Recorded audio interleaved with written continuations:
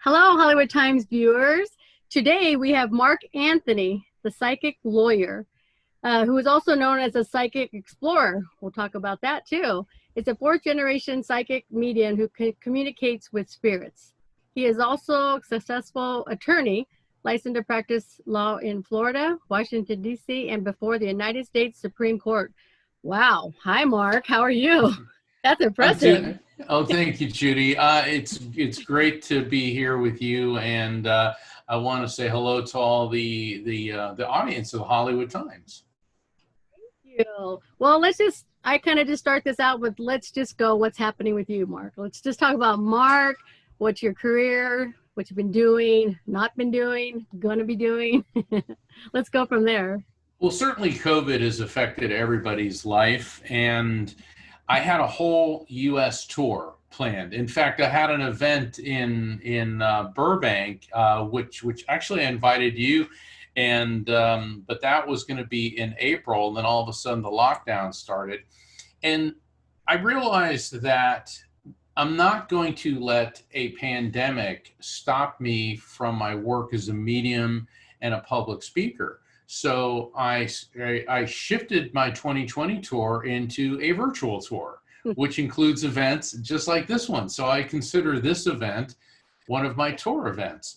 And in the interim, it gave me the time also to finish writing my next book, which I'm getting prepared to give to my literary agent so she can start marketing it for first quarter of 2021.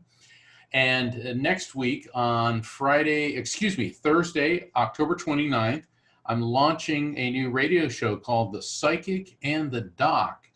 And Dr. Pat Basili of the Dr. Pat Show, and she's got the Transformation Talk Network. She and I have put together a show where we'll be interviewing guests, but then in the second half of the show, people will call in and I will connect them with their loved ones in spirit. And then it's a double shot because then Dr. Pat will add her behavioral psychologist perspective. So it's a very uplifting, action-packed, and really fun show. There's nothing like it anywhere. So that's going to be launching on the Transformation Talk Network on Thursday, October 29th. And I'm also working on a podcast called Destination Supernatural, where so far we've interviewed, I believe, well over a dozen guests. And in fact, the former head of the U.S. military's UFO project, Dr. Colonel John Alexander, Philip Mantle, who's the head of British MUFON, Mutual UFO Network. I've interviewed two of the most credible alien abductees, Calvin Parker and Nancy Tremaine. Also, ghost hunter Mike Ricksecker. He's a friend of mine, but he's really, really quite knowledgeable on supernatural phenomenon. And then also, I've interviewed a couple people that have had near-death experiences, but we're focusing on what's known as the hellish NDE, distressing near-death experiences. So this is the tip of the iceberg of some of the things that I've been working on. And I figured, if COVID is going to keep us from doing public events, then we have to shift our time into pursuing creative events and events like this one online. Boy, you are sure keeping busy. I am, and I'm also conducting readings for people because telephone readings are just as accurate as in-person readings. And the thing is, Judy, and I know you've seen me work a number of times, this is part of what my next book is about. I'm explaining the scientific basis of spirit communication based on quantum physics and why this is possible over the phone. And my last book, Evidence of Eternity, certainly went into the scientific, there it is, okay, the scientific basis for spirit communication. But what happened is so many people were asking questions about the concepts I brought up in Evidence of Eternity that I decided to go even further and deeper into it, into the nature of consciousness. Also, I've developed a 4-step approach for people to how they can recognize and benefit when spirits are reaching out and communicating with them. So there's a lot to the new book, and so far the endorsements I'm getting from scientists and near-death experience researchers has been it's been quite an honor to have my work accepted by the scientific community. Oh, congratulations! So that's next year it's coming out. I'm hoping because, like many industries, the publishing industry hit an all-time low. Unless you're writing a tell-all book about political figures, and we won't even touch that. Halloween's scary enough, okay? but what happened with the publishing industry, like many other industries, it flatlined, but now it's resurrecting. So it looks like the first quarter of 2021 will be the ideal time for my literary agent to pitch this book. Oh, well, congratulations. I can't wait. The first two were phenomenal. So it'll be great to read this third one coming up. Do you mind, Mark, talking a little bit about your growing up and your family history with media? Not at all. Not at all. A lot of people wonder, how did you become a psychic lawyer? Well, the psychic part came first because both of my parents had these abilities, and as I started tracking it, it goes back to the 1890s on both sides of the family, and the two branches of my family couldn't be more different. My father's family, they were very waspy Baptists in Pennsylvania. In fact, my great grandfather, through my father's mother's side of the family, was a Baptist minister. But my dad, his sister Marjorie, his mother Isabel, and his maternal grandmother Grace were all mediums. They could all see and perceive spirits, but it was one of those things that you didn't discuss openly, so they kept it under wraps. Meanwhile, my mother's family emigrated from Italy, and the Italian side of the family embraced it as a gift from God. In fact, my maternal great-grandmother, her name was Giovanna, she was featured in a segment of PBS did on the Italian Americans. It was a 4-hour series. They did an entire segment on Giovanna and actually discussed her psychic abilities. She was known as the woman who knew things in the New York and North Jersey Italian community. And so when my dad got out of the Navy, and he was a Navy SEAL, so he was a real no-nonsense kind of guy. And he said he went to this dance and he goes, I saw this classy looking dame. Well, that was my mom. And my mom worked in the fashion industry. And she said they just clicked. But after a couple of dates, she said, there's something about me I have to tell you. And he's like, oh my God, I do that too. So they had this connection, not just on an emotional level, but on a spiritual level. So it appears that these abilities are a recessive genetic trait, meaning that it skips, a generation or two. But when you have two parents with the same recessive trait, the likelihood of one of their children having it increases exponentially, and that child was me. So, see, when you ask a lawyer what time it is, we tell you how to build a clock. But what happened was I was about 3.5 and I began talking to people and interacting with my invisible friends, except my parents could see my invisible friends and they realized that, and I'll never forget my mom going, oh, he's got it. And my dad was like, ugh, he's got it. Because he was afraid for me. I write about this in Evidence of Eternity, how his sister Marjorie was horribly treated. And they sat me down and they told me, don't talk about this to anyone. They said, you can tell us, but don't tell other people because they won't understand. And then maybe 6 or 7 months after that, I actually had a near-death experience where I was very, very ill and I stopped breathing. I had septicemia, and it's an infection of the blood. And my dad was away on a business trip because he was also a NASA engineer, and we were living in Orlando. and my fever went so high and mom couldn't get it down, and I started going into respiratory failure.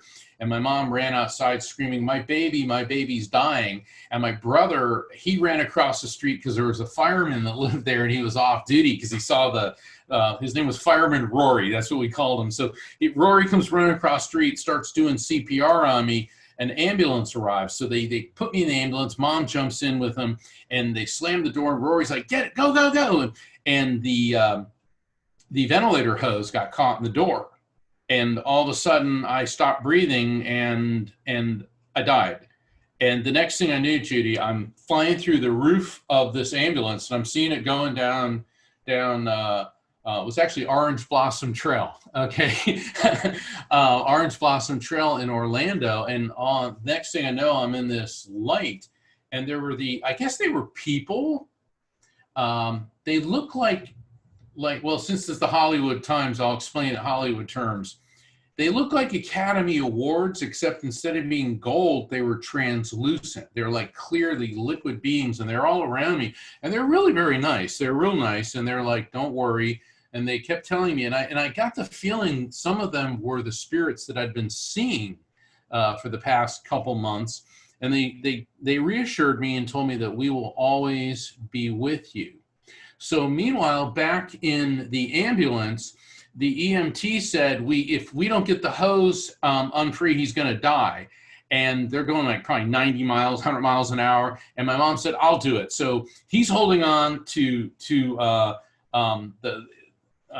support in the ambulance. I'm on a gurney, everything's bouncing around, and he's got my mom by her waistband, and she pushes the ambulance door open, gets her foot, loops it around, the hose, and pulls it in. So then they get the ventilator working. So meanwhile, back in the light, it's getting brighter and brighter, and these liquid light beings begin to recede, and I encounter this incredible, beautiful presence.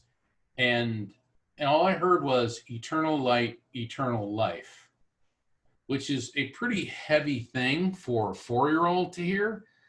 And the next thing I know, I hear clear, and I'm in the ambulance, and they hit me with defibrillator paddles and got my heart beating again. So by the time I was 4, I had been seeing spirits. I had an NDE, and I was given this message, and I'm not going to explain how that plays out, because the thing about near-death experiences, and I've talked about this with a lot of NDEers, that what we encounter and what we hear and absorb can take a lifetime to understand. And because, when you're dealing with the infinite, we're not on their timetable, okay, or they're not on our timetable. And that message that seemed to be a lot for a 4-year-old really wasn't for a 4-year-old. It was for Mark, the person, to process and discover throughout my life. So when I was 5 years old, I started school, and I realized what my parents told me about not telling other people about these things was a pretty good idea. So what is it meant by NDE, known as near-death experience? What is that? A near-death experience is, and they've been documented throughout history for thousands of years.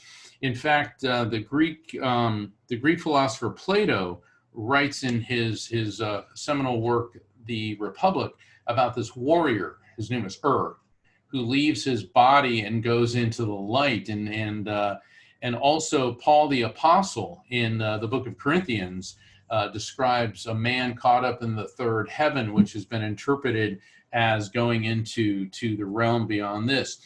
And so for thousands of years, these resurrections of people who've died and then come back to life with tales of the other, of visiting this other dimension. So a near-death experience, by definition, is when somebody clinically dies or comes very, very close to dying, like in a severe coma, or they appear that they're on the verge of death. And the consciousness, who and what we are, separates from the body and then goes generally through a tunnel into a bright white light. You can encounter spirits of deceased loved ones. And if you get any further, you can encounter the intelligence, which many people would call God, although even the word God is too limiting. And so these have been studied in the last 50 years. My friend and colleague, Dr. Raymond Moody, coined the term near-death experience because nobody knew what to call it before that. They just weren't sure. I mean, doctors have been recording this and observing this for centuries. They didn't know what to make of it. And so then Dr. Moody began to apply the scientific method to observing these and found all over the world. Now there's a global database, and it doesn't matter what religion you are, even if you're an atheist, if drugs are involved, doesn't matter the cause of the death, doesn't matter your age, race, sexual orientation, gender, socioeconomic status, nothing. The similarities are amazing. And there's doctors in Iran reporting this, China, Pakistan, all throughout Southeast, all over the world. And so, of course, there's always skeptics and naysayers, but this prompted not only near-death experience studies, but also the entire realm of survival of consciousness. And so near-death experiences, it appears that when we die, who and what we are, our soul, consciousness, spirit, whatever you want to call it, exists beyond the physical body. Woo. That's like a whole lot. Well, you were talking about skeptics, skeptics of near-death experiences, because they say that they're not spiritual, but they're explained by other causes. Chemical known as DMT, which you can probably pronounce that better than I can. This is true. I'm glad you brought that up, Judy. Skeptics claim that a near-death experience is the function of a dying brain, and that there's part of the brain, there's a gland inside the brain called the pineal gland, and as the pineal gland begins to die, it secretes a chemical, DMT, dimethyltryptamine, and basically you give yourself an LSD trip, okay? Dimethyltryptamine is a natural hallucinogenic, and so there have been clinical studies where people have been given DMT, but the problem is that DMT trips, they do simulate a sense of floating. They do simulate a sense that the experience is spiritual. But here's what they don't do. They don't send you through a tunnel into the light. You don't meet deceased relatives, and you don't have veridical, in other words, veridical experiences, truthful experiences that you can report back to. And one of my favorite examples of this, well, I've got several favorite examples, but there was a woman in Japan who died during surgery, and she had a near-death experience, and she encountered her sister in her NDE. And so when she was resuscitated and her parents were there, and she began to talk about it, and she said to her parents, "But I saw my sister, but that cannot be, for she is alive." And her parents said, "Actually, she was killed in a car accident last night." This woman did not know this, okay? Then Dr. Kenneth Ring, who endorsed my book, Evidence of Eternity, he did a whole field of study of people who were blind since birth, who had near-death experiences. And they returned with visual accounts of what they saw, like how many people there were in the operating room, what things look like. They started describing colors. Now, if this is a side effect of the dying brain, how is it that as a brain is dying, it suddenly is drawing upon things that were never in it in the first place? So to say that you can simulate a near-death experience either through DMT, also by taking electrodes and shocking certain parts of the brain, that it can induce some of the floating feeling and the spirituality. That would be like me saying, if I go up to a dead frog and I hit it with electrodes and its leg jerks, did I bring the frog back to life, or am I just simulating what happens when the muscles are stimulated. So I find the skeptics' attack of DMT and electrostimulation of parts of the brain, while they can simulate some aspects of an NDE, they don't even come close to actually creating the entire experience.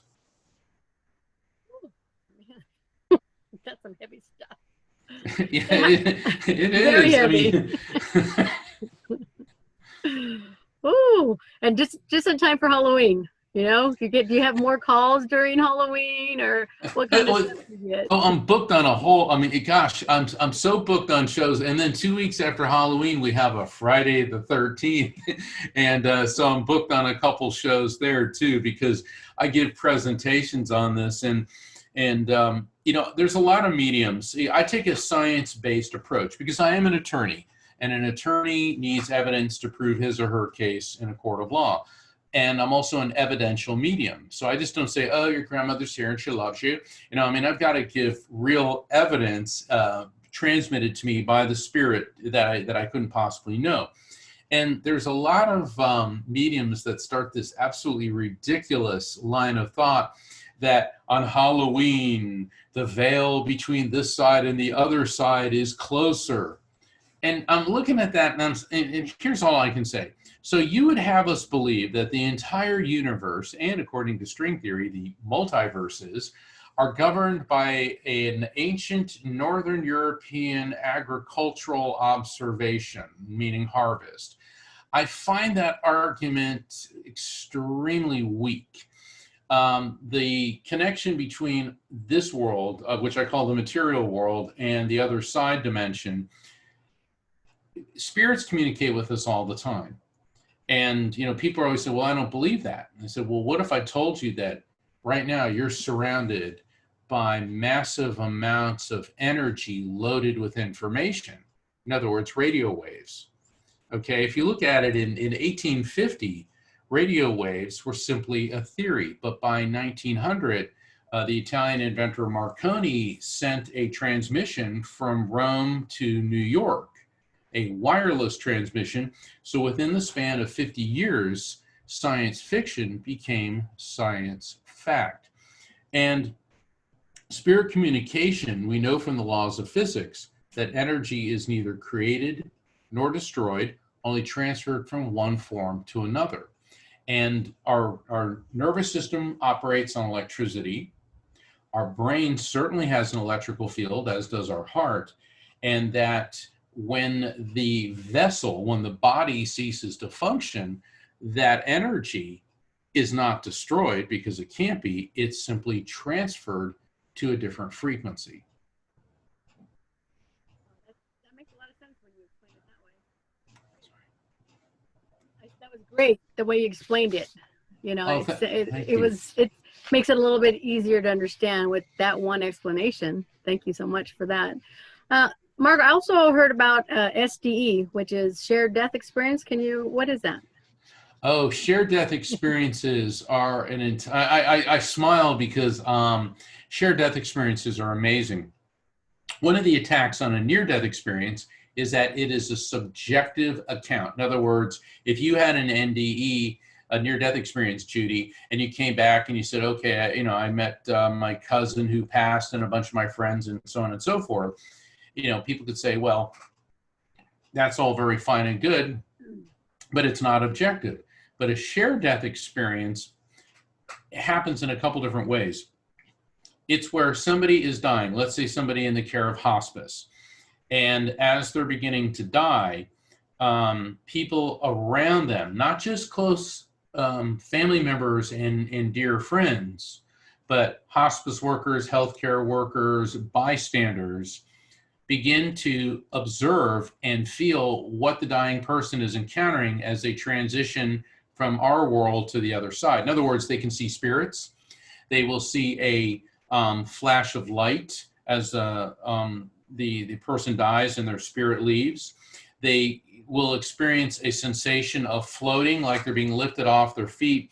And in some instances, many people see that person's life flashing before their eyes. In other words, that person, what's known as the proverbial life review. And my theory, and this is snippets from the new book, my theory is what's happening is as a person's spirit is beginning to leave the body, their vibration is beginning to accelerate. And so people around them, their brainwave frequencies begin to align with this, which is now aligning with the other side. And so you're beginning to pick up on what that person's experiencing. Now, I've been at the bedside of a number of people who are dying, and I see the spirits that are lining up to greet them when they transition. But I've had people who are non-medium start saying, oh my God, there's so-and-so. And they actually identify spirits of family members who, obviously who've passed. If you indulge me for a minute, one of the most startling shared death experiences occurred to a group of firefighters known as the Hot Shots. And I know that right now California is being absolutely plagued. I mean, that word's too mild with going on with the fires. But back in 1989, the Hot Shots, they're like special forces for firefighters.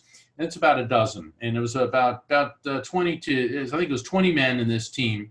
And John Hernandez was their leader. And they were deployed on a mountaintop. They take the Hot Shots to the most difficult fires. And dealing with mountain fires is tricky, even under the best of circumstances, because the weather can change in a second. Well, it changed, the wind shifted direction, and the fire started heading right at the Hot Shots. Okay, these guys are professionals. They hit the ground right away, and the fire engulfed them. In fact, they even said they heard the trees exploding because the fire was so hot. And Hernandez said he started choking. Because he knew that the oxygen was being sucked out of the air by the fire. And he goes, I'm dying, I'm dying. And he said the next thing he knew, he was hovering above the mountaintop, and he looked and he saw all the other Hot Shots hovering as well. And one of his colleagues, his name was Jose, he had been born with a deformed foot. And Jose said, look, my foot's normal. And everyone's got, Jose's foot's normal. Next thing Hernandez knows, he's in the white light, and he encounters his great-grandfather and one of his uncles, and they tell him to go back. Next thing he knows, he's on the ground. He said he felt miserable. He pulled the protective gear off of him. He said the mountaintop was charred to a cinder. What they couldn't figure out is how all the Hot Shots survived. So these guys regrouped. All right, now remember, these are special forces type guys. They're not charlatans or clowns. Every one of them said, we all saw Jose, we all saw each other. They all reported the same phenomenon. In other words, they had a shared death experience. All of them were in danger of dying. Their spirits left their body. They saw and communicated with each other. And I think if that doesn't prove that there is life beyond physical death, I don't know what does. And I just want to tell my viewers out there that I myself experienced, I had a surgery I had done a few years after my mom passed away, and I didn't want to have the surgery because I was just so nervous that I might die. And so most people go into recovery for an hour or two. I was in recovery for almost 4.5, 5 hours. My doctor was scared to death. I fully saw my mother at the foot of the bed talking to me, the light in the back. And she looked like she was maybe not how I remembered her, like she was in her 40s. And beautiful. The doctor said that tears were coming down my eyes. My mouth was moving, but they could not wake me up. And it was the most amazing thing. And so I 100% believe, because I have seen my mother twice in my lifetime. And it's an amazing experience. Go with it. Just feel it changes you. It changed my whole life when that happened. It helped me to go through her grief. If I had read your books before, that grief would have been so much easier. Your books really help people with grief and having that experience. My dad's 92, and I know the Lord's going to take him one day, and it will be sad, but I won't be hysterical like I was with my mom, because it's a part of life. It's something we can't change or know when it's going to happen, but your books and this stuff really helps us with that. Well, thank you, Judy, and thank you for sharing that with everyone. It's it's very courageous to come out and say things like that, but it shouldn't be anymore. People should be cherishing these events because you're absolutely right. You see, we tend to be very biocentric. We think our biological being is the be all and the end all, and it isn't. It's just a drop of water in the ocean of what our experience is, and that who and what we are lives beyond physical death. And of course, there's always going to be naysayers and skeptics and atheists, and all I've got to say to them is two things. Number one, I forgive you. And number two, boy, are you in for a big surprise. And that's exactly how I feel. Also, Mark, your title, as I call it, the psychic lawyer, those are two careers. Do they collide with each other? Well, the focus of my work now is on my work as a medium, although I do appear on shows like this and other television and radio programs as a legal analyst. Oftentimes when the paranormal and the legal system collide, and that's which is happening more often than people might think. But when I was practicing law full time, I found that when you're a psychic medium, people are always joking and oftentimes in a very cruel way that somehow I'm this all-knowing, all-seeing entity, and I'm not. Okay, being a medium gives me insights into people and into situations. It certainly doesn't make me all-knowing and all-seeing, and it certainly doesn't insulate me from the negative things which can happen to people. But I did used to use it because it's part of my skill set, particularly like in jury selection. I could get a read on when people were telling the truth or not, or I could, it would give me insights into what to do in trial. And I remember I was trying this one case, and my client had been arrested for drunk driving. And with all due respect to my client, he was not a very physically attractive person, all right? I mean, the guy kind of looked like a garden gnome. I mean, I don't mean it, but he was like this really gnarly looking guy, and he had this breathing issue, and he like, when he was breathing. And the arresting officer looked like freaking Tom Cruise out of Top Gun. I mean, he had the chiseled, features and the big shiny badge. And there he is on the witness stand saying all these really condemning things about my client. And he kept making a big deal out of my client's bloodshot eyes. Okay. Well, this guy had asthma and all this. He was on all these medications. And he was one of the few people that I've represented as a criminal defense lawyer who was actually innocent. And so I was saying, we were talking about his eyes being bloodshot, and yes, I am. And he'd look at the jury and smile. And in that trial, it was, the jury was all women. It was 6 women in Florida, in a misdemeanor, 6 women, 1 alternate. And it was all women, and they were all like, looking at him. And I'm like, oh, great, and my clients are wheezing and hacking next to me. And I said, well, people can have bloodshot eyes for a lot of reasons, like, pool chlorine. He goes, well, I suppose that's possible, but there's no indication that your client was swimming. I go, maybe from allergies. So yes, but I had no indication for that. And all of a sudden, I got this electro impulse through me, asking him this. I said, you ever seen anyone with bloodshot eyes who was crying? He goes, no. I go, are you married? And all of a sudden he goes, well, I never made her cry, like that. And he caught himself, and everyone, I looked at the jury, and all the women went from to, and it came back not guilty in 5 minutes. 5 minutes. I have never had a verdict come back so quick. He went from Tom Cruise to Satan like that because I had this impulse that behind the veneer was not such a nice guy. Okay, and let me say this. I'm in no way denigrating or insulting law enforcement. Okay, I know that everybody's up in arms now, and when I was a prosecuting attorney, I used to go with the police on raids, and I would ride with them. And let me tell you, they save a lot of lives, and they have to put up with some really horrendous things. But what I don't like is when a police officer will take the witness stand and knowingly lie. And that's what this guy was doing.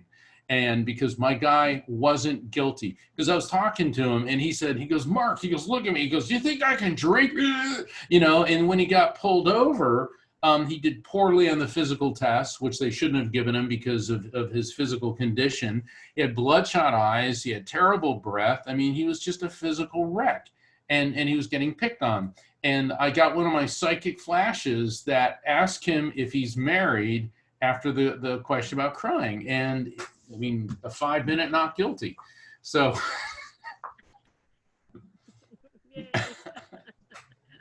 One for the lawyer. So, Mark, let's talk about the Psychic Explorer. That's even new to me. Well, I've spent a lot of my life, and it was funny because when I was practicing law, I'd take like a month off at a time. And since I've been a kid pretty much, but certainly from the time I was a teenager onward, I like to explore and examine mystical and spiritual sites all over the world. I mean, everything from Stonehenge to Machu Picchu to the pyramids in Mexico to strange places in the Southwest Caribbean, the Far East. And so I would go there and like when I was in Asia, I was studying Buddhism and then studying Hinduism with swamis. And I was on some program and I was talking about all this. And the reporter said, well, you're kind of like this explorer, like a psychic Indiana Jones. Now, I've been called a lot of things in my life, but that one I kind of like. And the funny thing is, Judy, it stuck. So they meaning the media started calling me, he's a psychic lawyer and the psychic explorer. And because I've spent so much of my time, because that's what I'm interested in, that has become part of my brand. In fact, let me see, it was when Kilauea was in full eruption mode in Hawaii on the Big Island was in 2018. When I was out there, I was working with the Lapu, the Hawaiian priests of the ancient religion, and we were able to I was able to get on board the helicopter that Smithsonian and Nat Geo uses to film Kilauea. And being able to fly, not over it because you'd be incinerated, but close to it, and seeing this massive volcano with the lava shooting up in the air and all this, and it was one of the most fascinating experiences to be able to see that. And so that was a TV pilot that we were filming, basically an elongated sizzle reel. And what was really cool, Judy, the Hawaiians were, so we're up there and the helicopters all bouncing around and we're filming this, and I'm sitting there and they're filming me and I'm talking, well, here we are above Kilauea, and I'm trying not to lose my breakfast. Okay. And I'm like, look, the last thing I can do, because all these guys are like ex-military, it's all these big burly guys. And, I can't do this. All right. I'll be like the worst wuss of all if I barf in front of these guys. And so I'm like holding it down and, and the pilot's going, hey, we got enough gas for fuel for another 90 minutes. And I'm like, yay, and it's this incredible thing and all that. And they're like, Mark, do you feel anything from the goddess Pele? And let me tell you, there's something there. There's this huge feeling there. So when we get back to the Hilo airport and we land, all these big bruisers are getting off the plane. They're all like, man, I thought I was going to toss my cookies. I have never felt so good about my manhood because it wasn't. It wasn't just me. It was all these experienced Air Force guys. But when we were flying over Kilauea, the Hawaiians believe that there's many different gods and goddesses, and perhaps the most popular is Pele, and she's the goddess of fire and volcanoes. And they asked me, do you feel anything? Let me tell you something. I did feel some type of presence. And I'm not going to say that, I felt the goddess Pele, but I did feel something. I don't know if it was intense electromagnetic energy. But one of the things, I felt a sense of anger, and I also felt the pain of childbirth, which is ironic in a sense because as the lava was flowing into the ocean, the Big Island is like another a mile or 2 square miles larger since this last eruption. but there is a geothermal plant not far from there, and pretty much the eruption destroyed it.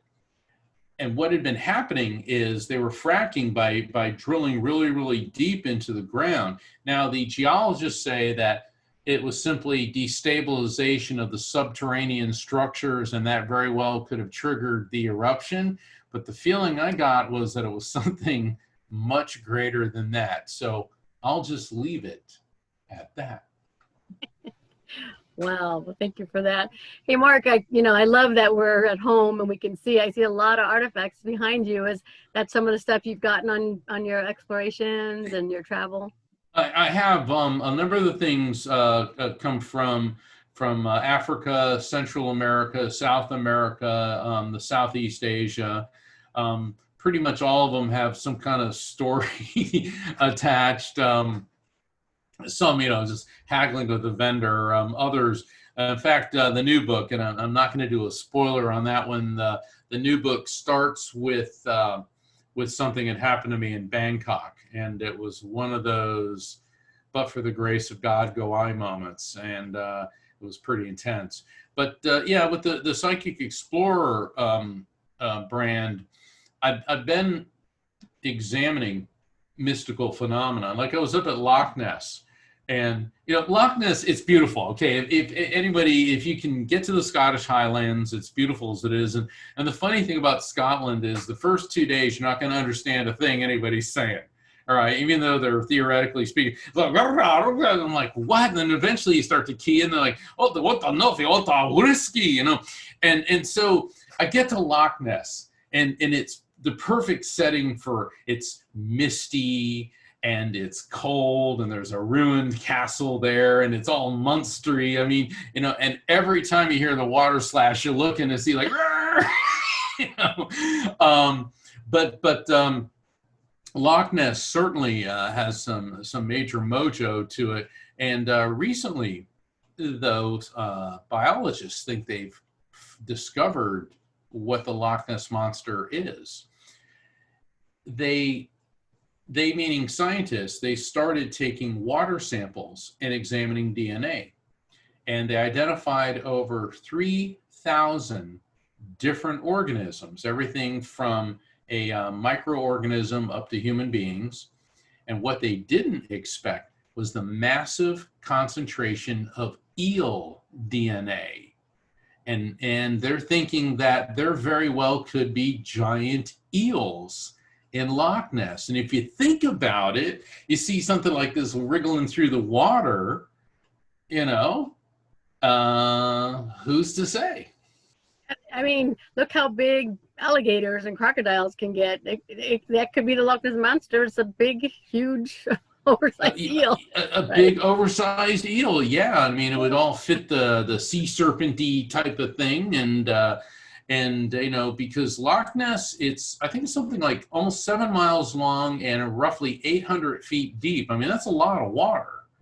And it's not crystal, it's not like you're in the Bahamas where it's crystal clear. It's dark and murky. And it's funny because as I was talking to the locals, they're like, I don't want them to find a monster. I go, why? It'd be bad for business. People come here looking for that thing. It'll put us out of work, But even if it wasn't the legend of the monsters, the monster, Scotland's such a beautiful country. The Scots are amazing people, and like I said, if you can ever get to the Scottish Highlands, have at it. It's just wonderful. Well, Mark, thank you for taking the time. How can our viewers find you, your media and stuff? Go to my website, evidenceofeternity.com, just like my book, Evidence of Eternity. And you can find out about my upcoming appearances, my new show, The Psychic and the Doc. Also about my books. Please sign up for my newsletter. And Judy, for your audience, if people want to sign up for a telephone reading with me, if you mention Judy Shields and or Hollywood Times, that you'll be eligible for a reduced fee reading. And I want to do this because, we're going through the COVID crisis. It's really affecting everybody. And also, it's my way of saying thank you to Judy Shields and to the Hollywood Times. So if you go and apply for a reading at my website, evidenceofeternity.com, you have to mention Judy Shields and or Hollywood Times, and you'll be eligible for a reduction in the fee for a phone session with me. Folks, let me tell you, you should do this. I've known Mark for a few years, and we can all be skeptical, just like Mark said. And I've gone to a couple, and I think the first ones were, I really want to talk to my mom. I'm thinking, it didn't work. Why? Because I wanted that so bad. I've already seen my mom. So the third one I went to of Mark's, it was in Venice Beach, and he's talking, and it totally freaked me out what he was saying about, because he brings up the people who's talking to him, who he sees, and I thought, oh my goodness, that sounds like my Uncle Clyde. No, I can't. No, I'm not going to say nothing. I'm not going to stand up. I'm sitting on my hands literally because I don't want to stand up. And the more Mark went on, the more I'm like, my hands just went, and Mark calls you up there, and that's different because it's in person. This one is him doing the reading, but you all should do it. This is the perfect time. It will lift your spirits because we all need our spirits lifted at this time too. So take advantage. Thank you so much, Mark, for offering that to our viewers. It's my pleasure. Thank you for the honor of having me on the show. And to everybody, be smart, be safe, and be well.